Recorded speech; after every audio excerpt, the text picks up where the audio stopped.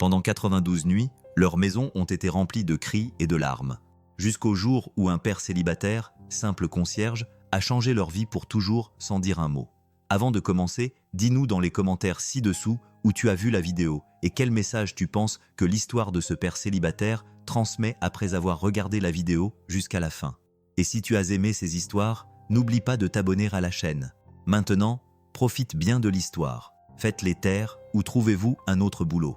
Vivian St. James n'a pas élevé la voix. Elle n'en avait pas besoin. Ces mots ont tranché le silence matinal comme un scalpel. La nounou de nuit, les yeux écarquillés et tremblante, se tenait au bord du hall d'entrée, serrant son sac à main comme un gilet de sauvetage. « Il ne m'écoute pas, Madame St. James. Il pleure depuis des heures. Ils disent qu'il est toujours dans la voiture. » Les yeux de Vivian St. James ne clignèrent pas. « Il ne m'écoute pas, Madame St. James. Il pleure pendant des heures. Ils disent qu'il est toujours dans la voiture. » Viviane ne s'y a pas. « Alors je vous suggère de ne plus les laisser en parler. » La femme ouvrit la bouche, la referma, puis se retourna et sortit par les portes vitrées, disparaissant dans la pâle matinée parisienne. L'écho de ses talons s'était à peine évanoui lorsque Viviane tapa sur son téléphone. « Bi !» dit-elle d'un ton sec. « Il faut quelqu'un de nouveau. » Immédiatement à l'étage, deux cris déchirèrent le silence. Celui de Clémence était aigu et sauvage. Celui de Capucine, brisé et grave. C'était la 92e nuit consécutive. Vivant les avait comptés avec une précision clinique. 82. Elle avait appelé des spécialistes, des thérapeutes, des hypnotiseurs, même un conseiller en deuil qui facturait 5 chiffres de l'heure. Et toujours les cris, toujours les cernes sous ses yeux, toujours le silence dans la chambre principale. Elle se frotta les tempes, les yeux secs, mais à vif. « Cette maison n'est pas un hôpital », marmonna-t-elle. « Ce n'est pas une tombe. » À midi, un homme se tenait à l'entrée arrière. Il portait une veste bleu marine délavée, des bottes éraflées et tenait dans une main un morceau de papier plié et un badge d'agence dont le nom était à peine lisible. Caleb Moreau le rencontra à la porte de service. « Vous êtes ici pour nettoyer, pas pour conseiller. »« D'accord », dit-elle en le regardant comme un chirurgien qui examine un équipement défectueux. Caleb hocha la tête une fois. « J'ai juste besoin de travailler. » Elle le regarda à nouveau. La trentaine avançait, des yeux bruns couleur miel brûlé. Silencieux, trop silencieux. Mais quelque chose en lui semblait stable, ni impatient, ni effrayé. Bi le conduisit dans le couloir réservé au personnel, chuchotant à son oreille. « Ne parle pas aux filles, ne chante pas, ne siffle pas.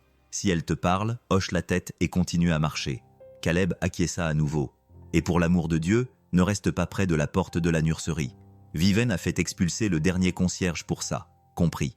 Mais dès qu'ils eurent dépassé le palier du 2e étage, quelque chose changea. Derrière la porte entr'ouverte d'une chambre, une voix d'enfant se fit entendre. Il est revenu. Celui qui était dans l'eau. Puis vint le cri. Guttural, terrifié primitif. Vivian apparut presque instantanément en haut de l'escalier, ses talons cliquant comme un marteau. Elle ne regarda pas Caleb, seulement Bi. « Pourquoi y a-t-il un homme dans ma maison ?»« C'est le nouveau concierge de nuit, » répondit Bi d'un ton calme. « Tout est en ordre. Il connaît les règles ?»« Oui, » répondit Caleb calmement. Le regard de Vivian se posa enfin sur lui. C'était le regard d'une femme qui avait autrefois aimé profondément, puis enfermé cette partie d'elle-même dans un coffre-fort marqué « Ne pas rouvrir ».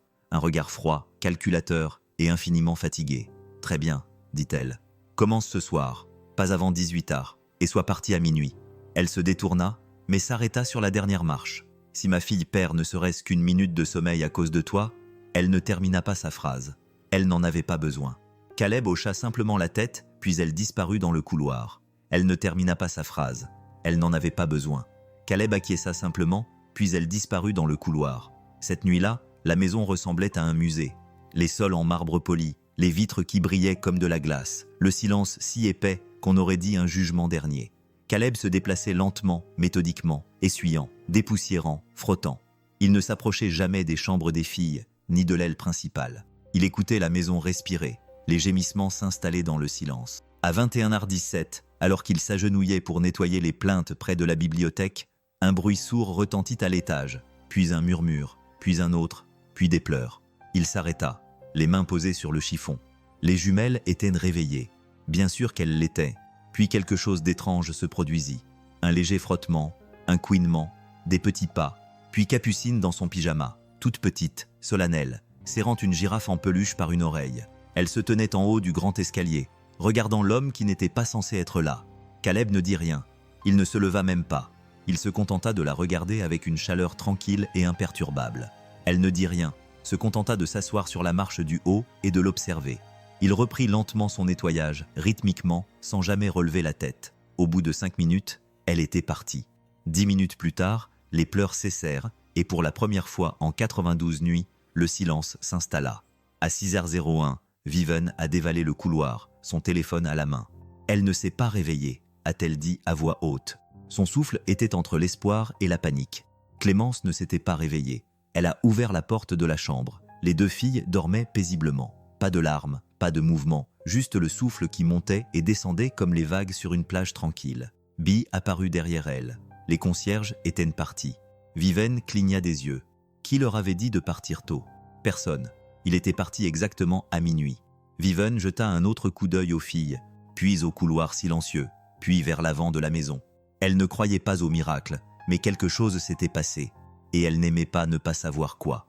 Elle n'avait pas crié, pas une seule fois. Vivien se tenait près de la porte de la chambre d'enfant, les bras croisés fermement sur sa poitrine, comme si elle se préparait à un tremblement de terre qui ne venait pas. Les filles dormaient encore. La lumière du soleil filtrait à travers les rideaux. Dehors, la ville vibrait du bruit de la circulation et de l'ambition, mais à l'intérieur de la pièce, le silence était sacré. Bee l'observait attentivement. Première nuit en 3 mois. Viven ne répondit pas. Son regard s'attarda sur Clémence, qui s'était enroulée dans un doux cocon de couverture. Un bras pendait au bord du lit, les doigts légèrement enroulés autour de l'oreille de son lapin en peluche préférée. Une telle paix ne s'était pas installée comme ça, pas dans cette maison, pas après ce qu'elles avaient en vécu. C'était peut-être un coup de chance, dit Vivien d'un ton froid en se détournant. Ne deviens pas sentimental. Je ne le suis pas, répondit Bay. Mais peut-être, juste peut-être, qu'on a traité les symptômes, pas la blessure. Vivien s'arrêta à mi-chemin dans le couloir. Récupère les caméras de la nuit dernière, dit-elle. Je veux savoir exactement où se trouvait cet homme à chaque instant. Caleb revint ce soir-là à 17h59 précise, juste au moment où le soleil disparaissait derrière les tours de Midtown. Il ne frappa pas. Il n'hésita pas. Il entra par la porte du personnel, salua B d'un signe de tête et enfila silencieusement ses gants. Viven l'attendait. J'ai fait revoir les images de vidéosurveillance. Caleb ne broncha pas. Vous n'êtes jamais entré dans l'aile des chambres d'enfants. Vous n'avez jamais parlé aux enfants. Il n'a presque rien dit. Il a juste hoché la tête. C'est bon. Elle s'est approchée, les yeux plissés. Alors dis-moi, monsieur Maroro, pourquoi ma fille a-t-elle dormi toute la nuit pour la première fois depuis que son père est mort? Le mot qu'aucun d'eux n'avait osé prononcer jusqu'à présent était enfin sorti. Caleb la regarda, pas directement, mais avec douceur, comme quelqu'un qui s'approche d'un animal sauvage qui a oublié ce que signifie la sécurité. Je n'ai rien fait, dit-il simplement. Vivien l'observa encore un instant. Puis, comme un juge renvoyant un témoin, elle se retourna et s'éloigna. B. Je regardais toute la scène depuis l'ombre du couloir. La plupart des gens se défendent davantage que ça, dit-elle une fois que Vivien fut parti. Caleb lui adressa un léger sourire. J'ai appris que la vérité n'a pas besoin de volume, juste de timing. Bee acquiesça, ne sachant pas trop s'il devait être impressionné ou déconcerté. À l'étage, Capucine était assise sur le bord de son lit, en train de dessiner dans un cahier à spirale. Clémence était assise à côté d'elle, les bras enroulés autour de ses genoux. Les filles avaient subtilement changé. Leur posture, leur voix, comme si quelqu'un avait baissé le volume dans leur tête. Capucine murmura « Je l'ai revu ». « Il a dit quelque chose ?» demanda Clémence. Capucine fit une pause. « Non, il était juste là, comme la veilleuse, mais plus grand. » Elles rirent doucement, puis se turent. « Je ne veux pas que maman le fasse partir, » dit Clémence. « Moi non plus. » Capucine dessina un homme grand à côté d'une fenêtre. Elle l'appela le concierge qui ne disait rien. Ce soir-là, Caleb travailla comme d'habitude. Pas de chichi, pas de mots, juste des gestes et une méthode.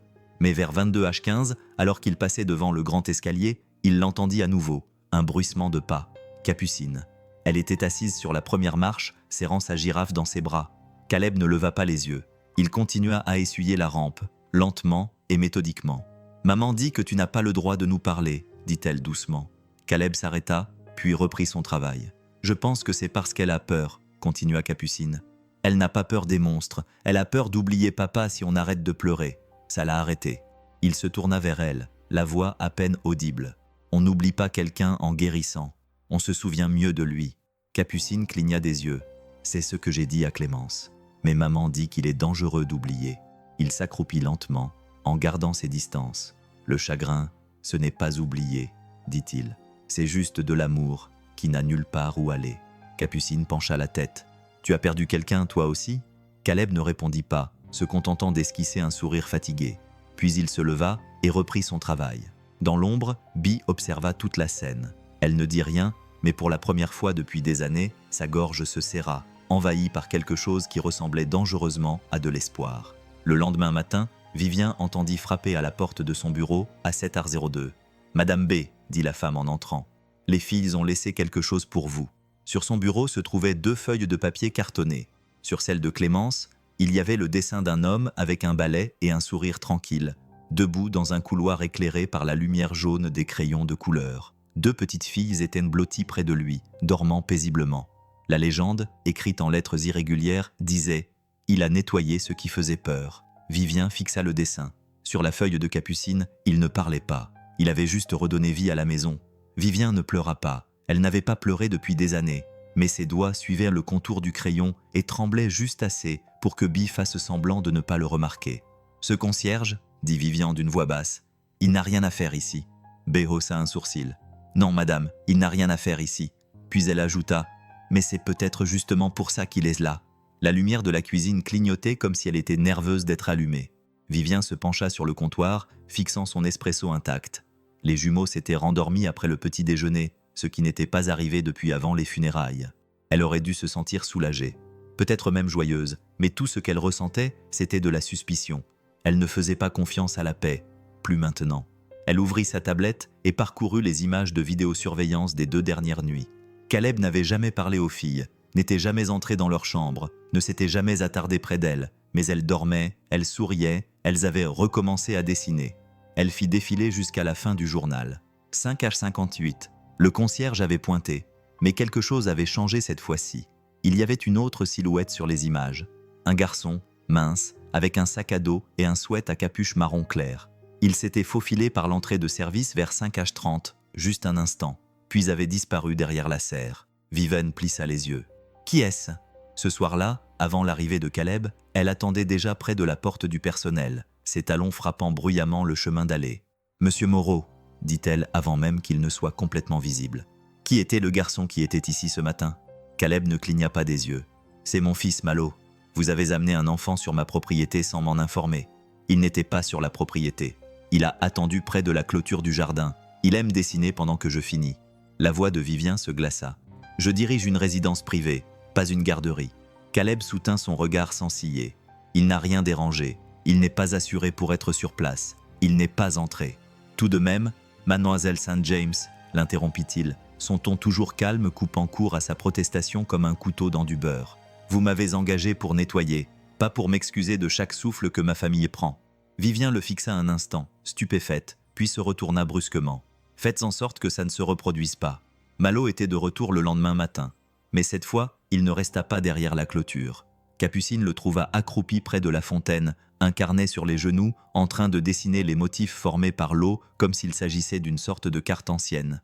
Il surprit lorsqu'il la remarqua. « Oh, dit-il, je ne voulais pas te faire peur. »« Ah bon ?» dit Capucine, les bras croisés. « T'es le fils du concierge ?»« Ouais, je m'appelle Malo. » Elle désigna le carnet de croquis. « Tu dessines ? Je vois mieux les choses quand je les dessine. Qu'est-ce que tu vois ?» Malo hésita, puis tourna la page. C'était une image de la maison, mais pas telle qu'elle était ressentie. Une grande demeure avec de larges ombres. 2 filles debout à des fenêtres qui ressemblaient à des yeux. Une femme sans bouche dessinée derrière une vitre. Capucine la regarda longuement. « Tu nous as dessiné ?»« Pas exactement, » répondit Malo. « J'ai juste dessiné ce que la maison renfermait. Tu es bizarre. Toi aussi, » dit Malo en haussant les épaules. « C'est pas grave. Les gens bizarres voient juste le monde plus profondément. C'est pour ça que ça fait plus mal. » Cette phrase frappa Capucine en plein cœur, comme un souffle qu'elle ne savait pas qu'elle retenait. « Tu parles comme un adulte, » murmura-t-elle. « Je suis obligée. Mon père oublie parfois que je suis encore un enfant. Il a besoin de quelqu'un pour lui rappeler que le monde a encore des côtés doux. » Ils s'assirent en silence. Puis Malo fouilla dans son sac et en sortit une sucette. « Tu en veux une ?» Capucine cligna des yeux, puis acquiesça. Bee observait depuis la fenêtre de la cuisine, les bras croisés et une expression entre le sourire et la prière sur le visage. « Madame, dit-elle doucement, tu devrais voir ça. » Viviane s'approcha à contre-cœur. Dehors, Capucine et Malo étaient assis sous le chêne, sans jouer, juste assis, parlant comme des âmes anciennes dans de petits corps. L'expression de Vivien ne changea pas, mais quelque chose bougea dans sa poitrine. « Ces enfants, murmura Bee, n'ont pas besoin d'être guéris par des manuels scolaires. Ils ont besoin de gens qui les voient, pas leur chagrin. Ils ont besoin de gens qui les voient, pas leur chagrin. » Viven se détourna. « Je les vois. »« Non, dit Bee doucement. Tu vois leur douleur, mais tu ne les vois pas. »« Pas encore. » Viv ne répondit pas. Ce soir-là, pendant que Caleb nettoyait le sol de la bibliothèque, Malo était assise en tailleur à proximité, lisant à haute voix un exemplaire corné du Petit Prince. Sa voix était douce et mélodieuse. « Ce qui rend le désert beau, dit le Petit Prince, c'est qu'il cache quelque part un puits. » À leur insu, Capucine et Clémence étaient assises juste derrière la porte, dos au mur, les yeux fermés, à écouter. Et quand Malo eut fini de lire, Caleb leva les yeux. « Tu crois qu'elles ont entendu ?» demanda Malo. « Je pense qu'elles en avaient besoin. Est-ce qu'elles vont dormir ?» Caleb prit une longue inspiration. Parfois, ce n'est pas une question de sommeil, c'est une question de sécurité. Une fois qu'elles se sentent en sécurité, le repos vient comme le pardon. Malo s'appuya contre la bibliothèque. « Tu parlais tout le temps comme ça. Tu as arrêté après maman. » Caleb ne répondit pas pendant un long moment. Puis finalement, les mots font plus mal quand ils résonnent dans des pièces vides. À l'étage, Viven se tenait devant la porte des jumeaux. Elle pouvait les entendre respirer. Pas de cris, pas de murmures, juste le silence. Elle se retourna et commença à descendre le couloir pieds nus, pour une fois, en silence. Au bout du couloir, elle passa devant la bibliothèque et s'arrêta. À l'intérieur, Caleb était assis seul, les yeux fermés, les doigts légèrement entrelacés. Il n'y avait rien d'extraordinaire dans cette scène, si ce n'est que, pour la première fois, elle ne voyait pas le concierge. Elle voyait un père, et quelque chose en elle, longtemps enfermé et caché, murmura. Il ne fait pas que nettoyer les sols. Il libère de l'espace pour que les gens puissent à nouveau ressentir quelque chose. Il les manipule. Le docteur Nora Prieur posa sa tasse de porcelaine avec un tintement audible qui trahissait l'agitation qui se cachait derrière son apparence calme. Le dessin était posé à plat entre elle et le croquis au crayon de Vivien Clémence, représentant Caleb avec son balai et 2 filles endormies. Il avait été déposé sur le bureau de Vivien ce matin-là, par Bee, avec une seule phrase. « Les filles m'ont demandé de te donner ça. Maintenant, c'était comme une preuve. » « Je sais que tes intentions sont bonnes, Viviane. » Nora continua d'un ton sec. « Mais ça n'est pas sain. » Viviane plissa les yeux. « Elles dorment à nouveau. C'est un progrès. » Nora se pencha en avant. « Non, c'est de la dépendance. Tu as laissé un inconnu et non contrôlé, sans aucune formation émotionnelle, interagir sans surveillance avec 2 enfants profondément traumatisés. Je m'en fiche qu'il distribue des biscuits chinois. Il dépasse les limites. » Vivien resta silencieuse. Ses doigts suivirent les traces de crayon. Le balai était de travers. Les sourires étaient parfaits. « Ils disent qu'il ne leur parle jamais, » murmura-t-elle. « Et ça devrait t'alarmer, pas te rassurer, » dit Nora. Le silence peut être la forme de contrôle la plus séduisante. Viven cligna des yeux, prise au dépourvu. « Tu me dis, » dit-elle lentement, « qu'un homme qui n'a jamais levé la main sur mes filles, qui ne leur a jamais adressé la parole, les manipule d'une manière ou d'une autre par sa simple présence. Les enfants s'attachent à ce qui leur apporte du réconfort, » dit Nora, « surtout dans le chagrin. Tu dois fixer immédiatement des limites. » Vivien ne répondit pas. Mais cette nuit-là, elle doubla le nombre de caméras au 2e étage et donna une seule consigne à Bee. « S'il parle encore aux filles, je veux qu'il parte. » Caleb remarqua les nouvelles caméras. À son arrivée, il ne broncha pas. Il se contenta de regarder Bee et dit « Renforcement de la sécurité. » Bee hésita. « Appelons ça une correction parentale excessive. » Il acquiesça. « Elle a peur. On a tous peur, non ?» Bee lui tendit son badge. « Fais juste attention ce soir. Moi, j'y pense toujours. » À 21h37, ça s'est reproduit. Clémence, pieds nus et les yeux encore endormis, descendit l'escalier en traînant son lapin en peluche derrière elle. Elle trouva Caleb dans le couloir en train d'essuyer les plaintes. Elle s'assit sur la dernière marche, silencieuse. Il ne dit rien. Elle ne posa pas de questions, mais après un moment, elle murmura « Tu crois qu'il y a des portes au paradis ?» Caleb s'arrêta, le chiffon toujours à la main. Clémence le regarda, clignant lentement des yeux. « Parce que j'en ai rêvé une. Elle est toujours fermée. Et papa est de l'autre côté. » Caleb ne bougea pas, mais sa voix, lorsqu'elle se fit entendre, était douce et chaleureuse. « Peut-être que la porte n'est pas fermée, Clémence. Peut-être que tu n'as pas encore appris à frapper. » Clémence pencha la tête. « Mais et s'il ne répond pas ?» Il croisa doucement son regard. « Alors peut-être qu'il attend que tu dis quelque chose en premier. » C'est à ce moment-là que Viven entra dans le hall et vit tout. « Monsieur Moreau, » dit-elle d'un ton sec. Clémence sursauta. Caleb se leva lentement, faisant un signe de tête à Clémence. « C'est l'heure d'aller au lit. » Clémence hésita, puis acquiesça et remonta les escaliers à pas de loup. Viven s'avança. « On t'a dit de ne pas leur parler, » dit-elle en posant une question. « Je m'en fiche. Ce n'est pas ton rôle. » Caleb la regarda, non pas avec défi, mais avec le calme de quelqu'un qui porte trop de vérité depuis trop longtemps. « Ils n'ont pas besoin de réponse, dit-il.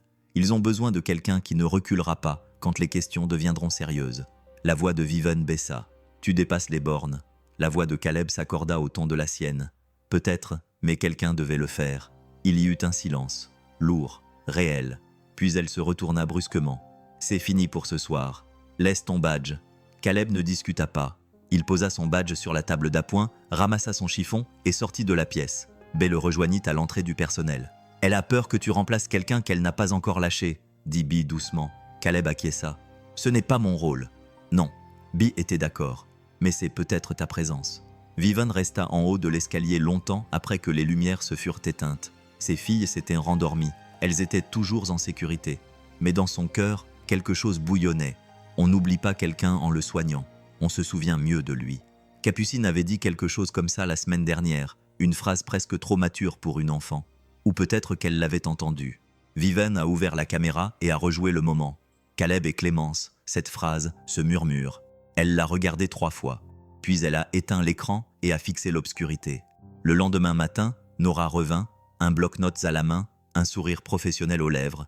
J'ai fait une liste de psychologues agréés spécialisés dans le deuil dans la région des 3 États. Je suggère qu'on le remplace par... Non, dit Viven doucement. Nora cligna des yeux. Excuse-moi, dis-je. Non, répéta Vivien. On ne le remplace pas. Pas encore. Tu prends une décision émotionnelle basée sur le non. Viven l'interrompit. Pour la première fois depuis des mois, ma fille a dormi parce que quelqu'un a vu sa douleur et n'a pas essayé de la réparer, de la cataloguer ou de la soigner avec des médicaments. Nora se raidit. Tu laisses un concierge saper la vie d'un professionnel. Viven se leva, plia le dessin et le glissa dans son sac à main. Il n'a rien sapé, Nora. Il leur a rappelé qu'ils avaient le droit de ressentir des émotions. Et franchement, je commence à penser que c'est plus que ce que nous avons fait. Puis elle fit demi-tour, d'un ton ferme comme la pierre. Ne confonds pas le silence avec l'insignifiance. Certains des guérisseurs les plus efficaces chuchotent. La pluie tapotait doucement sur les lucarnes, comme si elle essayait d'écouter les conversations d'une maison qui avait cessé de parler. Viven se tenait dans le couloir, une main posée légèrement sur la poignée de la porte de la chambre des jumelles. Les filles dormaient à nouveau. 3 nuits d'affilée, paisibles, sans être dérangées, et pourtant, elle ne pouvait pas se reposer. Elle se dirigea vers l'escalier principal. La maison était calme, mais pas vide. Quelque chose flottait dans l'air. Pas de tension, non, ça avait toujours été le rythme habituel. C'était de la douceur, comme si les murs avaient cessé de retenir leur souffle. Elle descendit lentement, pieds nus, sa robe de chambre en soie effleurant le parquet. Puis elle l'entendit, une voix masculine, grave, calme, mesurée comme un battement de cœur, qui ne parlait pas, mais lisait, et le renard dit « Ce n'est qu'avec le cœur qu'on voit bien. L'essentiel est invisible pour les yeux. » Viven se figea. Elle suivit le bruit comme une odeur. Il la conduisit devant le piano à queue et à travers le couloir jusqu'à la bibliothèque. Les doubles portes étaient légèrement entr'ouvertes. Une lumière ambrée s'échappait de l'intérieur. À l'intérieur, Caleb était assis en tailleur sur le sol, sa serpillière posée à côté de lui. Malo était allongé à côté de lui, le menton posé sur ses bras croisés, complètement immobile. Caleb tenait un exemplaire usé du Petit Prince, son doigt suivant chaque ligne comme si le sens des mots avait encore de l'importance. La main de Vivien s'arrêta sur le bord du cadre de la porte. « Tu deviens responsable pour toujours de ce que tu as apprivoisé. » Il n'y avait aucune emphase dans sa voix, aucune affectation, juste une présence, un calme, une attention. Et puis, elle le remarqua. Juste au coin du couloir, à peine visible dans l'ombre, 2 petites têtes, Capucine et Clémence, pas en pyjama, pas endormies, à l'écoute. Vivien retint son souffle. Elles n'avaient pas peur. Elles n'étaient pas figées. Elles ne se cachaient pas. Elles avaient choisi d'être là. Elle ne bougea pas, n'interrompit pas, se contentant d'observer l'homme qu'elle avait presque renvoyé lire à personne et à tout le monde à la fois. Puis, comme s'il la sentait, Caleb s'interrompit. Il ne regarda pas vers le couloir. Il ne reconnut pas les jumeaux. Il se contenta de fermer doucement le livre et dit « Ça suffit pour ce soir ». Malo leva les yeux. Ils écoutaient encore, n'est-ce pas? Caleb sourit. « C'est bien le but, n'est-ce pas ?» Malo se leva et s'étira. « Tu crois qu'ils vont dormir? Ils dorment déjà, mais pas comme on s'y attendait. » Viven recula lorsque Malo passa devant elle. Le garçon s'arrêta en la voyant, mais ne dit rien, se contentant d'un petit hochement de tête respectueux, comme quelqu'un qui sait que les adultes ne méritent pas toujours d'explications. Caleb apparut quelques instants plus tard, surpris de la voir là. « Je ne leur lisais pas d'histoire, » dit-il doucement. Vivien ne répondit pas tout de suite. « Alors je sais. » Elle regarda derrière lui, vers les deux ombres qui disparaissaient dans l'escalier. « Tu sais ce que c'est d'entendre tes enfants crier pendant 92 nuits ?» demanda-t-elle. La voix de Caleb était calme. « Oui. » Vivien tourna légèrement la tête, surprise. Elle ne s'attendait pas à une réponse, certainement pas celle-là. Caleb baissa les yeux vers le livre qu'il tenait encore dans sa main. Malo n'a pas parlé pendant les 2 premières années qui ont suivi la mort de sa mère. Pas un mot, même pas à moi.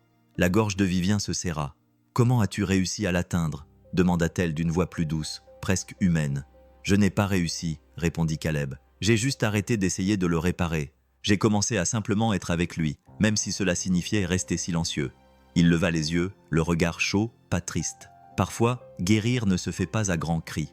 Parfois, il suffit de rester assis dans le noir jusqu'à ce que la personne à côté de toi n'en ait plus peur. Vivien déglutit péniblement. « Personne ne m'a jamais appris ça, dit-elle. » Caleb pencha la tête. « Personne n'apprend le deuil. On fait tout semblant jusqu'à ce que ça nous brise. » Vivien s'est appuyé contre le cadre de la porte soudainement, si fatigué que ça lui faisait mal. « Tu penses que je les ai brisés ?»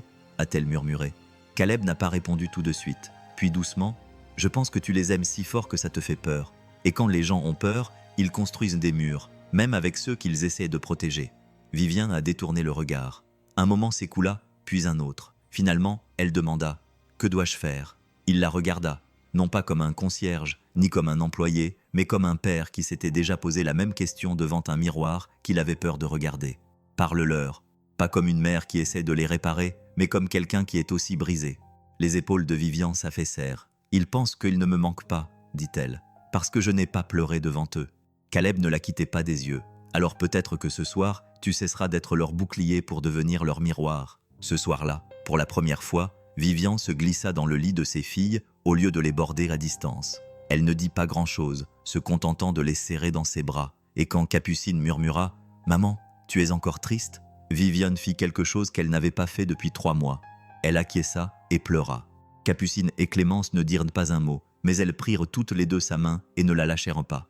La maison était silencieuse. Ce n'était pas seulement le calme, c'était le recueillement, comme si elle avait été témoin de quelque chose de sacré et n'osait pas en parler. Le sol en marbre ne résonnait plus des pas frénétiques. Les murs ne vibraient plus de tension. Viviane était assise dans la véranda, une tasse de thé intacte réchauffant ses mains. Dehors, l'aube commençait tout juste à teinter le ciel d'une douce lumière lavande. Clémence avait dormi, Capucine avait dormi, et elle avait enfin pleuré, pas seule sous la douche, pas derrière la porte fermée de son bureau, mais dans les bras de ses filles. Et quand elle s'était réveillée, elles étaient toujours là, les bras enlacés, respirant régulièrement. Une famille, pas parfaite, pas guérie, mais réelle. Elle regardait par la fenêtre, mais son esprit était resté dans cette bibliothèque.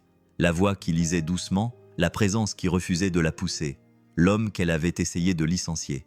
Son téléphone vibra. Un message de B. Il est arrivé tôt aujourd'hui. Il est dans le couloir est. Vivien ne répondit pas. Elle se leva. Elle marcha. Elle ne mit même pas ses chaussures. Caleb se tenait devant la porte de la chambre des enfants, une serpillière dans une main, un seau dans l'autre. Il leva les yeux vers elle lorsqu'elle s'approcha, l'expression indéchiffrable mais ouverte. « Je n'attends pas de remerciements, dit-il doucement. Et je ne veux pas discuter si c'est juste pour demander la permission. » Vivien secoua la tête. « Il ne s'agit pas de permission. Il s'agit de quelque chose que j'aurais dû dire il y a longtemps. » Caleb attendit. « J'ai passé des mois à essayer de tout contrôler, admit-elle. Chaque bruit, chaque souffle, chaque ombre. Je pensais que si je gardais les choses assez ordonnées, le chagrin ne nous trouverait pas. » Elle baissa les yeux, mais il nous a trouvés. Il s'est faufilé sous la porte et je ne savais pas comment le laisser entrer sans qu'il nous dévore vivants. Caleb appuya la serpillière contre le mur. « Tu n'es pas la seule à avoir pensé que le silence était une force, dit-il. Mais parfois, le silence devient étouffant. » Viviane leva les yeux. « Pourquoi tu m'as pas parlé de Malo ou de ton passé ?» Il hésita, puis répondit. « Parce que la douleur ne devrait pas être un CV. » Viviane retint son souffle. Elle le fixa du regard. « La douleur ne devrait pas être un CV. » Cette phrase resterait gravée dans sa mémoire pour le reste de sa vie. « J'ai lu leurs dessins, » dit-elle doucement. « Ils te voient comme une lumière, une sécurité, même si tu ne leur as jamais rien promis, » dit Caleb avec un sourire à peine perceptible. Les enfants ne croient pas aux promesses, ils croient à la présence. Un autre silence, celui-ci plus doux. Puis Viviane demanda « Qu'est-ce que tu as dit à Clémence cette nuit-là dans le couloir ?» Elle ne veut pas me le dire. Elle se contenta de sourire et répondit « Il a réduit la taille du rêve. » Caleb prit une longue inspiration. Je lui ai dit ce que je murmurais à Malo quand il s'était arrêté de parler, quand il se réveillait en sueur, le cœur battant à tout rompre, convaincu que le monde allait s'écrouler avant le petit déjeuner. Vivien s'approcha. « Qu'est-ce que tu lui as dit ?» Il la regarda dans les yeux, le regard perdu dans ses souvenirs. « J'ai dit, tu n'as pas besoin de vaincre l'obscurité. Tu dois juste attendre assez longtemps pour qu'elle se souvienne de la lumière. » Vivien cligna rapidement des yeux. Elle n'avait pas pleuré depuis 2 jours. Cette simple phrase faillit briser le silence. « Tu parles comme quelqu'un qui a déjà tout perdu, » dit-elle d'une voix à peine audible. Caleb acquiesça. « C'est comme ça que j'ai appris à garder ce qui reste. » Plus tard dans la journée, Bee trouva Vivien debout devant la fenêtre de son bureau, tenant un dossier qu'elle n'avait jamais vu auparavant. « Qu'est-ce que c'est ?» demanda Bee doucement. Vivien ne se retourna pas. « Le dossier de Caleb à l'agence, » répondit-elle. « Il est plus fin qu'une serviette de table. Aucune référence, juste un ancien poste barré et une note indiquant qu'il était recommandé pour des emplois calmes. » Elle fit une pause et il n'y a aucune mention de ses qualifications en thérapie ou de son travail avec des patients traumatisés. Rien. B haussa un sourcil. Peut-être parce qu'il leur a demandé de ne pas l'inclure. Pourquoi ferait-il ça? B se dirigea vers le bureau, prit le dossier, puis dit avec un petit sourire. Parce que certaines personnes savent que la guérison ne commence pas quand elles disent qui elles sont.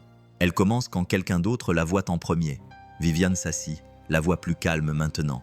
Nora appela à nouveau. Elle veut savoir quand on va trouver un remplaçant. Ben n'hésita pas. Dis-lui que le concierge reste, mais que le silence, lui, ne restera pas. Ce soir-là, Caleb ne dit pas un mot en entrant. Il n'en avait pas besoin. Clémence l'accueillit avec un dessin représentant 3 bonhommes qui se tenaient par la main sous une lune. Elle montra le plus grand. « C'est toi. On te met dans nos rêves maintenant. Tu les rends plus petits. » Caleb regarda les étoiles dessinées au crayon. « C'est une grande responsabilité. » Capucine sourit. « On pense que tu peux le faire. » Depuis le couloir, Vivien observait la scène en silence, les bras croisés, le cœur rempli de joie. Puis Malo apparut, un livre à la main. « Les filles ont demandé si je pouvais lire ce soir, » dit-il à Caleb. « Ça te va ?» demanda Caleb. Malo acquiesça. « Tu as fait le plus dur. Je veux juste leur rappeler que les étoiles ne disparaissent pas quand le soleil se lève. On oublie juste qu'elles sont toujours là. » Viven expira bruyamment depuis le couloir et sourit. Ce soir-là, dans la pièce la plus calme de la maison, un garçon lisait une histoire de petit prince et de renard. 2 filles étaient blotties sous des couvertures qui sentaient bon la maison. Une mère se tenait dehors, sans craindre d'être présente, et un concierge était appuyé contre le mur, non pas pour se cacher, mais pour se reposer. Parce que parfois ce qui nous sauve, ce n'est pas une solution. C'est une phrase prononcée au bon moment par quelqu'un qui n'a pas besoin d'avoir raison, juste d'être vrai. La première neige de la saison tomba doucement devant la maison Duval, formant un rideau blanc qui recouvrait le sol comme un nouveau départ dont personne n'avait besoin.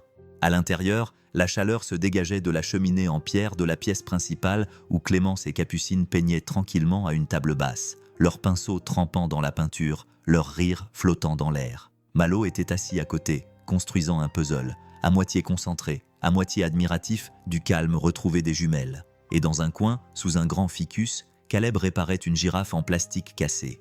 Viven se tenait dans l'embrasure de la porte et les observait tous. Pour la première fois depuis des mois, il n'y avait pas de cris, pas de peur dans les grands yeux de Capucine, pas de main tremblante de Clémence qui s'agrippait soudainement à elle. Le silence n'était pas absent, c'était la paix. Viven s'avança, ses talons claquant doucement sur le sol. Caleb leva les yeux et lui fit un petit signe de tête, puis se replongea dans sa tâche consistant à recoller la patte de la girafe avec une précision chirurgicale. Elle s'approcha lentement et s'arrêta à 1 mètre de lui. « Avant, je pensais que guérir devait se voir, » dit-elle. Des rapports, des séances de thérapie, des résultats mesurables. Caleb jeta un coup d'œil à la girafe. Cette patte ne sera toujours pas parfaite, mais elle tiendra à nouveau debout. Elle sourit. « Tu parles beaucoup par métaphore. C'est le risque quand on élève un enfant qui n'a cru qu'aux histoires pendant 2 ans. » Viven s'assit en face de lui, lissant l'ourlet de son chemisier. « J'ai failli te renvoyer, » dit-elle en le regardant attentivement. « Et maintenant, je ne sais pas ce que j'aurais fait si je l'avais fait. » Caleb ne leva pas les yeux cette fois-ci. « Tu aurais survécu, » dit-il. « Mais peut-être pas. » Vivien se radoucit. Elle pencha la tête. « Tu penses que je me suis adoucie ? Je pense que tu as cessé d'essayer d'être un parent à partir d'un lieu de contrôle et que tu as commencé à être un parent à partir d'un lieu de présence. » Elle réfléchit à cela, puis elle posa la question qu'elle n'avait pas osé poser auparavant. « Pourquoi es-tu vraiment venu ici, Caleb ?» Il la regarda enfin dans les yeux. « J'avais besoin de ce boulot, » dit-il honnêtement. « Mais j'avais aussi besoin d'être dans un endroit où ce que j'avais laissé pouvait encore avoir de l'importance. » dit Vivien d'une voix plus basse. « Tu veux dire Malo ? Je veux dire tout. » Il regarda vers la fenêtre où la neige commençait à s'accrocher à la vitre. « Il y a quelque chose dont les gens ne parlent pas quand ils perdent quelqu'un, » continua-t-il. Tout le monde dit que le temps guérit ou qu'ils sont dans un endroit meilleur, mais personne ne te prévient de la culpabilité que tu ressens lorsque tu souris à nouveau, lorsque tu ris alors que tu ne devrais pas. À propos du moment où tu réalises que tu n'as pas pleuré ce jour-là et qu'au lieu d'être soulagé, tu te sens comme un traître. La gorge de Vivien se serra. Elle baissa les yeux vers ses mains. « Je ne me suis pas autorisé à rire depuis près de 4 mois. » La voix de Caleb était douce. « Tu n'as pas à regagner ta joie.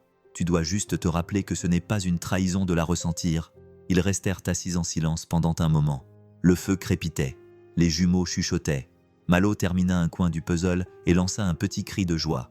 Puis Vivien murmura. « Ils parlent encore de leur père tous les soirs. C'est normal. » Caleb dit. « Le deuil ne nous demande pas d'oublier. Il nous demande de nous souvenir sans saigner. » Vivien se tourna vers lui complètement. « Tu penses que tu saignes encore ?» Caleb la regarda longuement. Puis, pour la première fois depuis qu'il était arrivé chez elle, il lui dit la vérité qu'il avait enfouie, même à lui-même, pas à ma femme. J'ai assez saigné pour elle. Mais parfois, je saigne pour la version de moi-même que j'ai dû abandonner pour survivre. Vivien ne répondit pas. Elle ne pouvait pas car elle avait l'impression qu'il venait de dire ce qu'elle avait toujours gardé pour elle. Sa propre version d'elle-même était morte la nuit où Daniel n'était pas rentré à la maison. La femme d'affaires à la langue acérée. La femme qui ne demandait jamais d'aide. La mère qui mesurait l'amour à l'aune des routines et des règles. Cette femme était forte, mais fragile. Et finalement, elle s'était brisée. « Je ne sais plus qui je suis censé être », avoua-t-elle. Caleb se pencha légèrement en avant. « C'est bien. » Elle cligna des yeux. « Bien. » Il acquiesça. « Ça veut dire que tu ne fais pas semblant. C'est faire semblant qui détruit les gens. Devenir. C'est là que la lumière entre. » Plus tard dans la soirée, Malo aidait Clémence à accrocher des flocons de neige découpés au plafond. Vivien observait depuis l'embrasure de la porte de la cuisine tandis que Capucine accourait en riant, une tache de peinture bleue sur la joue. « Maman, » dit-elle à bout de souffle, « on a fait un arbre généalogique. » Vivien se baissa. « Ah bon ?» Capucine acquiesça avec enthousiasme et lui tendit un dessin au crayon.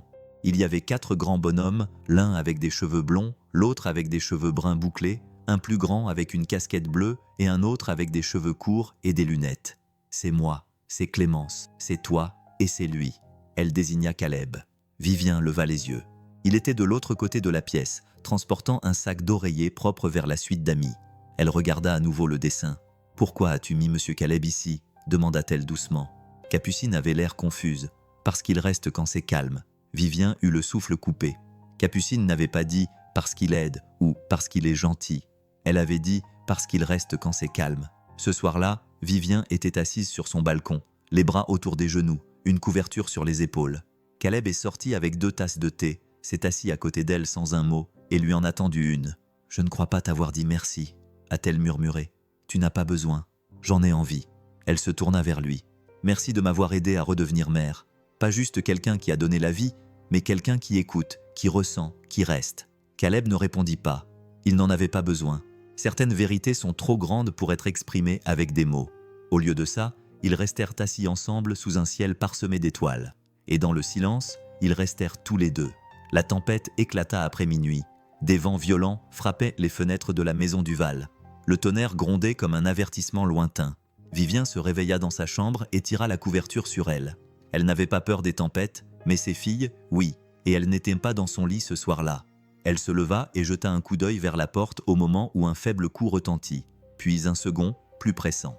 Elle ouvrit la porte et trouva Capucine debout, les yeux écarquillés, les cheveux ébouriffés par le sommeil, et Clémence accrochée à sa main, silencieuse, tremblante et le pouce dans la bouche. « Le tonnerre !» murmura Capucine. « C'est trop fort. » Vivien s'agenouilla. « Ce n'est qu'un orage, ma chérie. Ça va passer. »« Mais c'est à l'intérieur maintenant, » dit Capucine. Vivien cligna des yeux. « À l'intérieur ?» dit Clémence pour la première fois depuis des jours, d'une voix à peine audible. Le bruit est revenu dans notre poitrine. Vivien sentit un frisson la parcourir. Elle tendit les bras vers elle. « Venez, vous pouvez dormir avec moi ce soir. » Mais Capucine recula. « Non, on veut Monsieur Caleb. » Vivien se figea. Avant qu'elle puisse répondre, Clémence murmura « Il fait revenir le silence. » Au bout du couloir, Caleb était assis à la table de la cuisine, buvant son thé dans l'obscurité, regardant les éclairs illuminer le ciel. Il ne fut pas surpris lorsque la porte grinça. Il ne leva même pas les yeux lorsque de petits pieds tapotèrent le parquet. « Tu as fait un cauchemar ?» demanda-t-il. Capucine acquiesça. « L'orage est trop fort ?» murmura Clémence. Caleb se leva, s'approcha et s'agenouilla. « Vous savez ce que sont les orages ?» dit-il. « C'est juste le ciel qui raconte de vieilles histoires trop fort. Clémence pencha la tête. Quelles histoires? Le genre d'histoire dont le vent se souvient, mais qu'il ne sait pas murmurer. Il fit un geste vers le grand canapé près de la cheminée. Vous voulez que je vous en raconte une meilleure? Les deux filles acquiescèrent. Il les enveloppa dans une couverture, les borda et s'assit entre elles comme un gardien. Puis il commença à parler d'une voix douce et chaleureuse. Il était une fois un petit oiseau qui ne pouvait pas dormir parce que chaque fois qu'il fermait les yeux, il se souvenait du jour où ses ailes s'étaient cassées. Capucine appuya sa tête contre son bras. Clémence agrippa fermement sa manche. Il continua. Mais un jour, il rencontra quelqu'un qui n'essaya pas de réparer ses ailes. Il s'assit simplement à côté d'elle et lui dit « Je volerai bas jusqu'à ce que tu sois prête. » Vivian se tenait cachée dans le couloir, invisible. Elle couvrit sa bouche, les larmes aux yeux, car elle comprit qu'il ne parlait pas seulement aux filles, il racontait son histoire. Le lendemain matin, la lumière du soleil inondait le coin repas. Vivien versait le café, les mains encore tremblantes après la nuit calme qui venait de s'écouler. Caleb se tenait de l'autre côté du comptoir, occupé à préparer le sacre-repas de Malo. Elle s'éclaircit la gorge. « Merci pour ce que tu as fait hier soir. » Caleb haussa les épaules. « Les tempêtes vont et viennent. Je les ai juste aidés à dormir pendant celle-ci. »« Non, dit-elle fermement. Tu les as aidés à respirer. » Il la regarda dans les yeux. « Et peut-être, ajouta-t-elle doucement, tu m'as aidé à me rappeler comment faire aussi. » Il y eut un silence, le genre de silence qui peut mener à tout. Une confession, un pas en avant. Mais Malo fit irruption avant que le moment ne puisse s'étirer davantage. « Papa, viens vite, il y a une tortue dans l'allée. » Caleb rit. C'est la phrase la plus typique de la Floride que j'ai entendue de toute la semaine. Il attrapa sa veste et suivit Malo dehors, laissant Vivian seule avec une pensée silencieuse qui fleurissait dans sa poitrine. Et si la paix ne venait pas avec de grands gestes? Et si c'était juste le son d'une voix qui choisissait de rester quand les choses sont bruyantes? Plus tard dans la semaine, les jumeaux ont eu leur première réunion scolaire depuis leur retour en classe, à temps partiel. Vivian était assise dans le public, le cœur battant à tout rompre, scrutant la foule. Elle n'avait pas dit à Caleb de venir, mais une partie d'elle espérait qu'il le ferait. Et juste avant que les lumières ne s'éteignent, il est apparu discrètement et s'est glissé sur le siège à côté d'elle. « J'ai raté quelque chose ?» a-t-il demandé, essoufflé. « Juste moi qui panique », murmura-t-elle en retour. Sur scène, les enfants commencèrent à chanter. À mi-chemin, Capucine se figea. La musique continuait, mais elle restait immobile, le regard fixé sur la foule, les yeux humides, les lèvres serrées. Clémence le remarqua et tendit la main sans un mot. Elle prit la main de sa sœur et chanta plus fort. Capucine cligna des yeux, puis se joignit à elle. Le moment passa, mais quelque chose se brisa dans le silence. Vivien regarda tout cela, la main sur le cœur. Lorsque les applaudissements retentirent, elle se tourna vers Caleb. Elle n'aurait pas pu faire ça le mois dernier. Elle ne l'a pas fait, dit-il. Vivien cligna des yeux. Elle ne l'a pas fait seule, ajouta Caleb. Elle le regarda et, pour la première fois, elle ne vit pas seulement le concierge. Elle vit l'homme qui murmurait la paix dans le chaos, l'homme qui était resté. Ce soir-là, Vivien frappa à la porte de la maison d'hôte. Caleb ouvrit, tenant une tasse de chocolat chaud et un livre d'histoire pour s'endormir. Elle ne dit rien au début, restant là, à chercher des mots plus forts que merci. « Je croyais que je t'avais engagé pour faire le ménage, » dit-elle enfin. « C'est vrai, mais ce que tu nettoies, je ne savais même pas que c'était cassé. » Le sourire de Caleb était fatigué, mais sincère. Parfois, le désordre n'est pas dans la pièce, il est dans le cœur. Vivien déglutit difficilement. « Et combien tu prends pour nettoyer ça ?» Il hésita. Juste une place à table et peut-être une chance de rester jusqu'à ce que le calme ne soit plus aussi rare. Vivien s'approcha. « Il y a de la place, » dit-elle. Il acquiesça. Mais avant qu'elle ne parte, il l'appela. « Vivien, quand les tempêtes reviendront, et elles reviendront, n'essaie pas de les protéger toute seule. Parfois, la chose la plus forte que tu puisses faire est de laisser quelqu'un tenir le parapluie avec toi. » Elle resta là, dans l'embrasure de la porte, laissant ses mots pénétrer profondément. Puis elle murmura « Je m'en souviendrai. Tu n'es jamais fatigué de faire semblant que tout va bien ?» La voix de Vivien couvrait à peine le bruit sourd du lave-vaisselle. Elle était assise sur un tabouret de cuisine, les mains enroulées autour d'une tasse de thé intacte, les yeux fixés sur le sol comme si la vérité allait surgir de entre les carreaux. Caleb, appuyé contre le comptoir en face d'elle, cligna des yeux. C'est une façon intéressante d'entamer la conversation. « Je suis sérieuse, dit-elle. Tout le monde me regarde comme si j'avais tout pour moi. Je dirige une entreprise. Je m'habille en conséquence. Je parle dans les salles de réunion comme si je savais tout. Mais parfois, j'ai juste besoin que quelqu'un me voie. » Il ne répondit pas tout de suite, se contentant d'acquiescer lentement, pensif. « T'as déjà vu un cygne nager ?» Elle leva les yeux, confuse. « Ils ont l'air calmes, sans effort, comme s'ils flottaient, dit-il. Mais sous la surface, leurs pattes pagaillent comme des fous. Vivian laissa échapper un souffle brusque qui se transforma en un rire, puis s'adoucit en quelque chose de plus fragile. « C'est moi », murmura-t-elle, toujours en train de pagailler. Il s'avança et posa sa tasse sur la table. « T'as pas besoin de faire ça devant moi. » Elle le regarda, puis le regarda vraiment, et quelque chose dans ses défenses se brisa. Plus tard dans la soirée, les jumeaux étaient de retour à « Tu pagailles tout le temps ». Il s'avança et posa sa tasse. « Tu n'as pas besoin de faire ça avec moi. » Elle le regarda, puis le regarda vraiment, et quelque chose dans ses défenses se brisa. Plus tard dans la soirée, les jumeaux étaient allongés par terre dans le salon et dessinaient en silence. Capucine travaillait sur un dessin représentant une grande maison surmontée d'un arc-en-ciel. Clémence esquissait quelque chose qui ressemblait à un homme avec un balai debout à côté de deux filles souriantes. Vivien entra pieds nus, une douceur rare sur le visage. « Les filles, je peux vous lire une histoire ce soir ?» Capucine cligna des yeux comme Monsieur Caleb. Vivien hésita. « Je ne suis pas très douée. » Clémence se leva et la tira vers le canapé. « Tu peux essayer. » Elle s'exécuta. Vivien ouvrit un livre, The Invisible String. Sa voix tremblait sur les premières pages, mais les filles ne semblaient pas s'en soucier. Elles se blottirent contre elle, écoutant attentivement. À mi-chemin, Capucine murmura « Est-ce que cette ficelle est vraie ?» Vivien sourit gentiment. « Parfois, les choses les plus fortes sont celles qu'on ne voit pas. » Clémence leva les yeux. « Comme l'amour, » dit Vivien en embrassant son front. « Exactement comme l'amour. » Et dans ce moment de calme, pour la première fois depuis longtemps, elle se sentit à nouveau mère. Le lendemain matin, quelque chose avait changé. Vivian convoqua une réunion d'urgence du conseil d'administration. Son assistante, Lindsay, la suivit dans la salle de conférence aux parois de verre avec de grands yeux. « Madame, nous n'avions pas prévu ça. Le conseil attend les projections trimestrielles. Ils attendront un peu plus longtemps, » dit Vivien d'un ton ferme mais calme.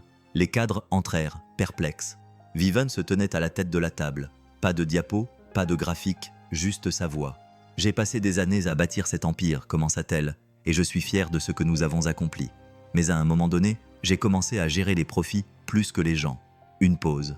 Et récemment, quelqu'un m'a rappelé que les investissements les plus précieux sont ceux qu'on ne voit pas sur une feuille de calcul. » Des chuchotements ont flotté autour de la table. Elle a levé la main. « Je restructure le programme de bien-être, j'étends les services de garde d'enfants et j'instaure des horaires flexibles pour les employés qui ont une famille. » À compter demain, a dit une main qui s'est levée. « Mademoiselle Whittaker, avec tout le respect que je vous dois, cela n'aura-t-il pas un impact sur les gains à court terme ?»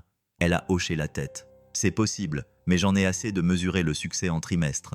Désormais, on le mesure en termes d'impact. Personne ne l'avait jamais vu comme ça, et personne n'oublia. » De retour à la maison d'hôte, Caleb était en train de réparer le robinet qui fuyait lorsque Vivian apparut vêtue d'un chemisier en soie noire, ses talons à la main, les cheveux légèrement ébouriffés par le vent. « Tu as l'air d'une femme qui vient de changer le monde, » la taquina-t-il.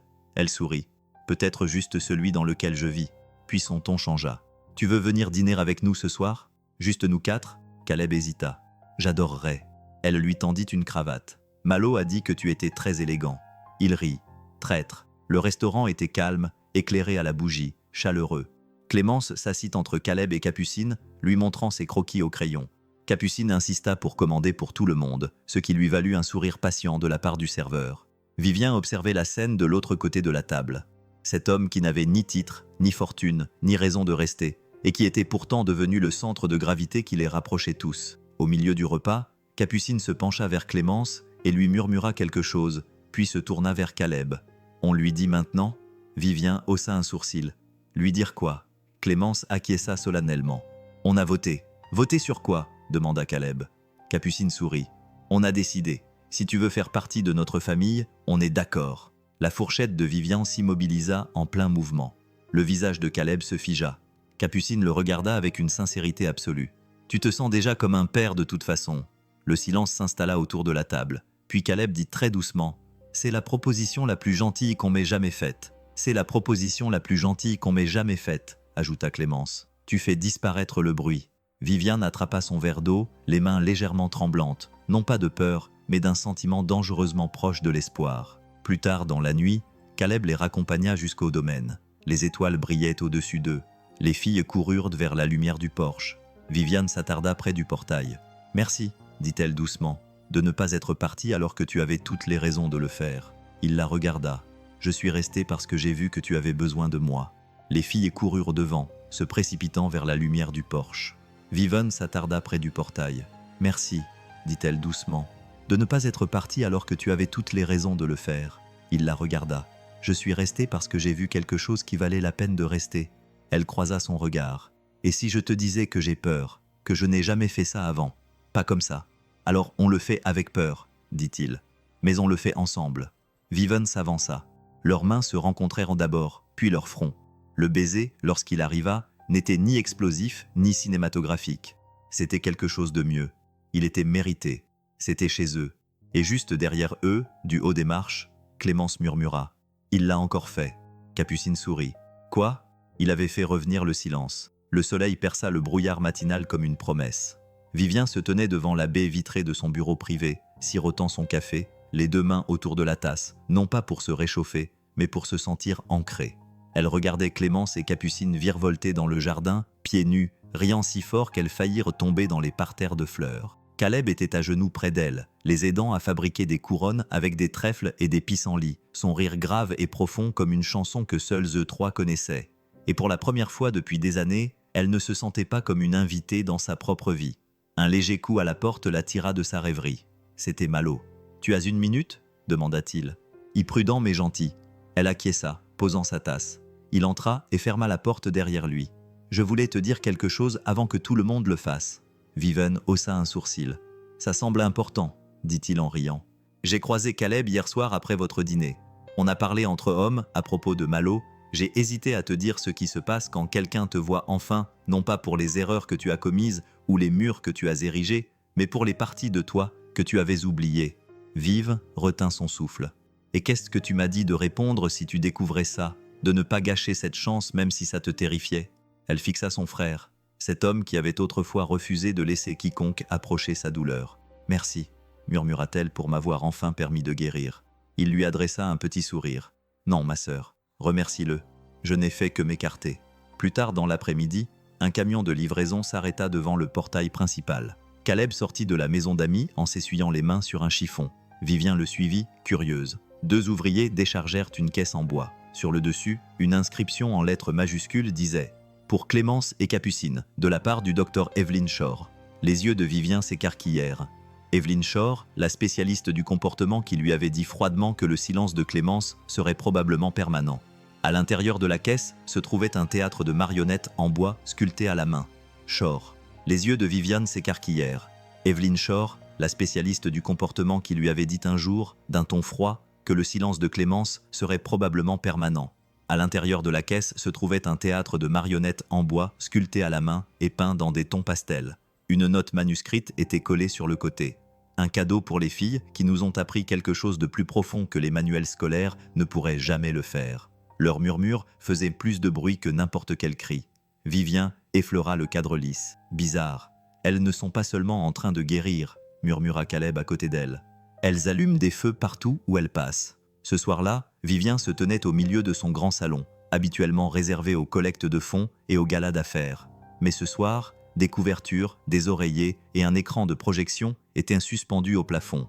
L'odeur du pop-corn et des cookies aux pépites de chocolat flottait dans l'air. Les jumeaux ont bondi avec leurs peluches, les yeux écarquillés. Caleb est entré les bras chargés de guirlandes lumineuses et un sourire malicieux aux lèvres. Vivien cligna des yeux. « C'est quoi cette soirée cinéma ? Il a dit que tu avais eu des réunions et des galas. Il est temps de faire un fort avec des couvertures et de regarder Lilo et Stitch. » Vivien rit, pas un rire poli et retenu, mais un rire franc et sincère. « Tu es incroyable. » Il lui tendit un rouleau de ruban adhésif. « Et toi, tu t'occupes des guirlandes lumineuses. » Ils ont construit la cabane tous les quatre. Des rires ont envahi les coins autrefois remplis de tension.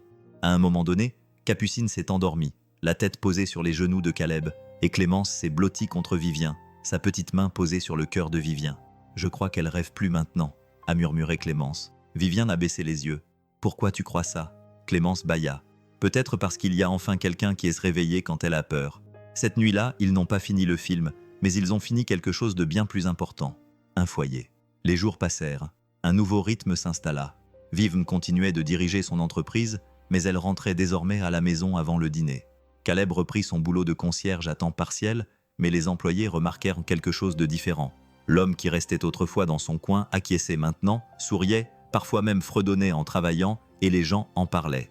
du milliardaire qui avait commencé à organiser des déjeuners d'équipe, du concierge qui réparait des trucs que personne ne lui demandait, qui se souvenait des anniversaires et apportait des gants supplémentaires quand il neigeait. Ce n'était pas bruyant, ce n'était pas public, mais quelque chose était en train de changer, et c'était réel.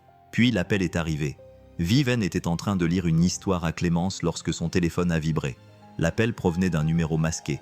Elle a froncé les sourcils. « Excuse-moi ma chérie », a-t-elle dit en sortant dans le couloir. « Mademoiselle Whittaker », a dit une voix masculine au bout du fil. « Ici l'agent Reiner. Je vous appelle au sujet de Caleb Hartwell. » Son sang se glaça. « Qu'est-ce qui s'est passé ?»« Il va bien, madame, mais il est au commissariat. Il y a eu un incident à l'extérieur du centre communautaire. Quelqu'un a tenté de l'accuser à tort d'intrusion alors qu'il aidait une personne âgée à porter ses courses. Il a refusé de porter plainte, mais nous avons besoin de quelqu'un pour venir le chercher. » Les talons de Vivian résonnaient dans le couloir en marbre comme des coups de feu. Quand elle arriva, Caleb était assis sur un banc métallique, les mains sur les genoux, la tête légèrement inclinée. Mais quand il leva les yeux et la vit, les yeux écarquillés, son blazer jeté sur un pyjama en soie, il sourit. « Tu n'avais pas besoin de venir jusqu'ici. » Vivian s'avança et s'assit à côté de lui. « Si, je devais le faire, parce que je ne laisse pas mes proches seuls dans un commissariat. » Il la fixa du regard. « Tes proches ?» Elle lui prit la main. « Tu penses que tu n'es qu'un concierge, mais tu es le ciment qui nous lie tous. » Sa voix baissa. « Je ne voulais pas que les filles s'inquiètent. Ils ne se sont même pas réveillés, dit-elle. Mes amoureux, quand ils le feront, je veux pouvoir leur dire que leur héros est rentré à la maison. » Les yeux de Caleb brillèrent. « Tu le penses vraiment ?» Vivian se pencha vers lui et murmura « Je le sais. » De retour au domaine, elle le borda dans le lit d'amis comme un soldat rentrant de la guerre. Doucement, avec respect, comme pour s'excuser de toutes les fois où la vie ne l'avait pas fait. Alors qu'elle se retournait pour partir, Caleb lui attrapa le poignet. « Vivian, oui, pourquoi moi ?» Elle le regarda dans les yeux. « Parce que quand je me noyais dans le silence, tu étais la seule à murmurer assez fort. La salle de bal était méconnaissable. Pas de lustre, pas de smoking, pas de discours froids, ni de flûtes en cristal. À la place, des lanternes en papier brillaient au plafond comme des étoiles silencieuses. Des guirlandes de lierre et des guirlandes lumineuses s'entremêlaient autour des piliers. Une petite scène se dressait à l'avant, encadrée par des dessins d'enfants collés avec fierté et soin, certains de travers, d'autres à l'envers. Chacun portait un nom griffonné dans le coin. Clémence, Capucine et, caché dans le coin du fond, celui de Caleb. Ce soir-là, ce n'était pas une collecte de fonds. C'était une fête. C'était un nouveau départ.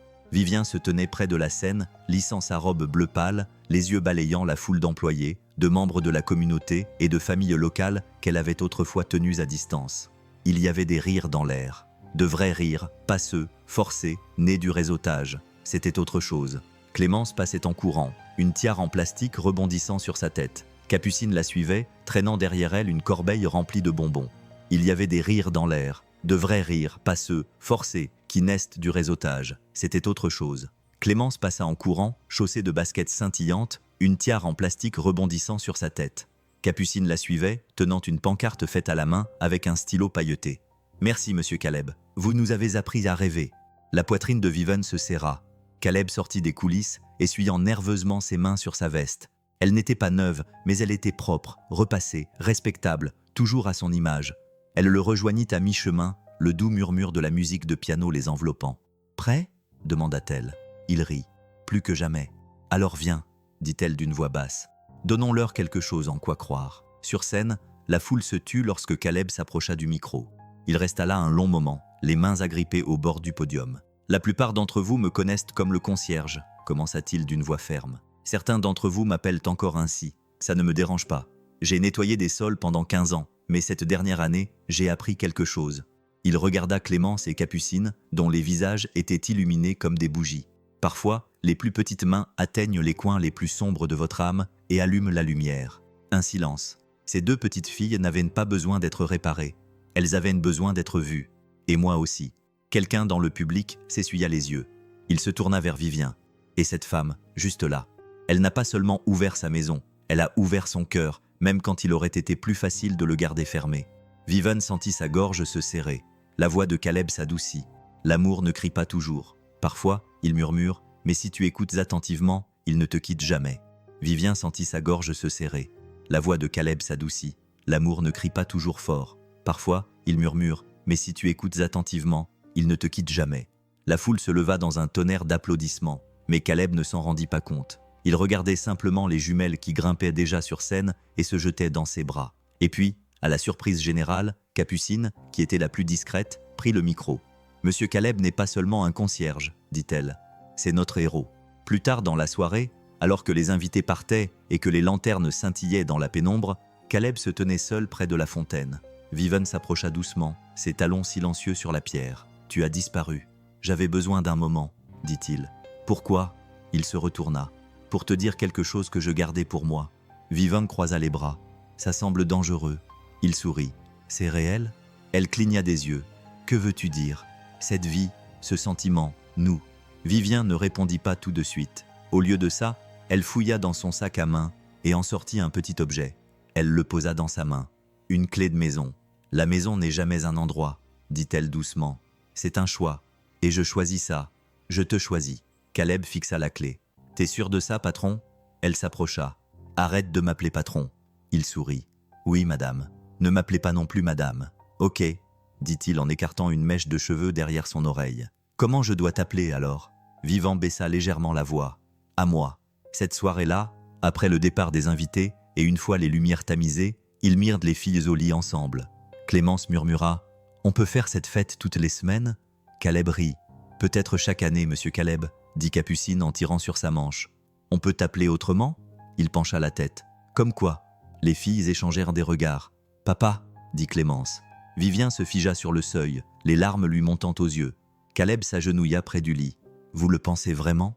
Les jumelles acquiescèrent. « Parce que quand tu nous serres dans tes bras, les cauchemars s'en vont, même ceux qui ne sont pas encore arrivés. » La voix de Caleb se brisa. « Alors ce serait le plus grand honneur de ma vie. » Devant la chambre des filles, Vivien attendait.